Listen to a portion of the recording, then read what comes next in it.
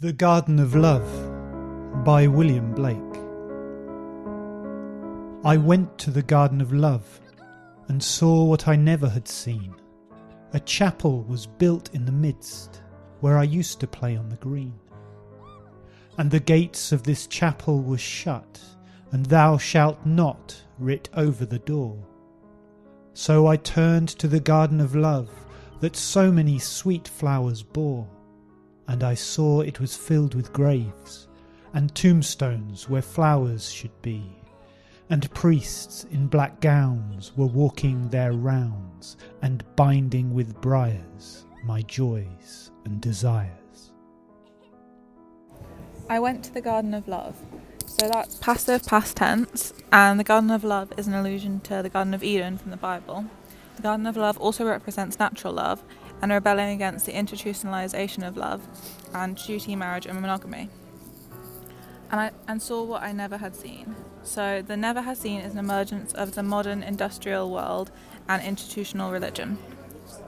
A chapel was built in the midst where I used to play on the green. So this represents the juxtaposition of the predominance of the church in a place associated with childhood. The youth represents the love of innocence and the loss of innocence, and play has youthful connotations of a return to a safe place and a pastoral landscape. And the gates of this chapel were shut. The chapel was shut represents how the church prohibits love from flourishing. And thou shalt not writ over the door. The punctuation in the middle of the line is what it says jura. And thou shalt not is biblical language, and it represents the original sin from Adam and Eve, and also represents the destruction of the imposition of religion that so many sweet flowers bore. So that represents healthy love being removed and joyful sexuality or innocence, or can also represent pregnancy. And I saw it was filled with graves, and tombstones where flowers should be, and priests in black gowns were walking their rounds, and binding with briars my joys and desires.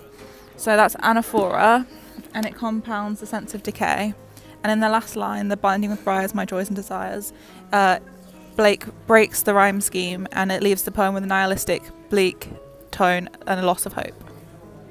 So in the poem, Blake presents love as something instinctual, ruled by freedom and rebelling against the limitations the church places on liberty in love. Blake was a painter, poet and printmaker. He was largely unrecognised during his lifetime, but is now considered central to the art and poetry of the Romantic Age. His work embraced the imagination as the body of God. He was considered mad by many of his contemporaries and claimed to have seen angels and other divine beings. Blake was reverential towards the Bible, but hostile to the Church of England and other forms of organised religion. For him, politics and sexuality were intrinsically linked, and he was sexually liberated for his time. Some reports claim he tried to bring a concubine into his marital home, and his wife refused.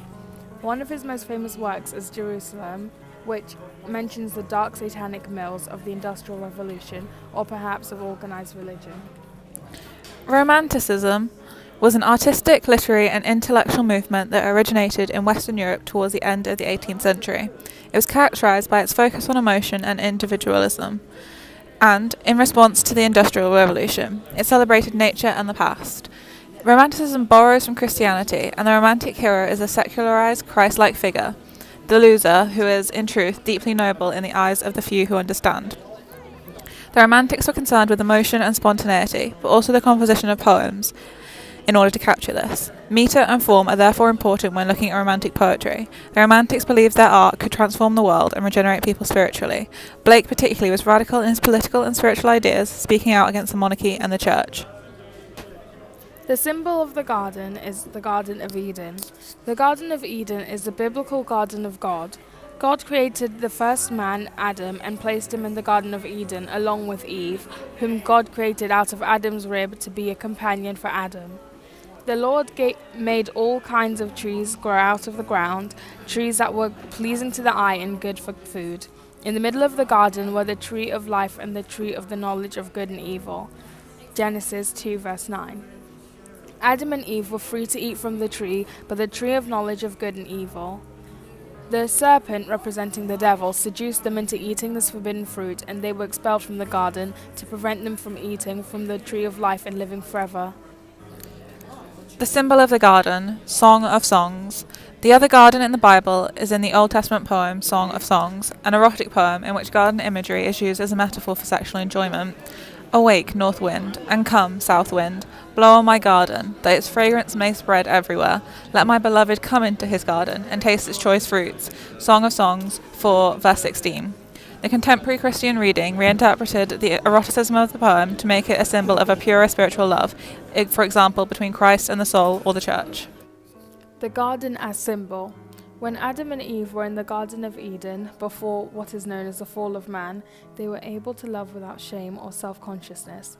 The garden, therefore, was a place of innocent, uninhibited sexual expression. The garden in this poem, then, is more like Eden after the fall. Sexuality is surrounded by shame, repression, and prohibition.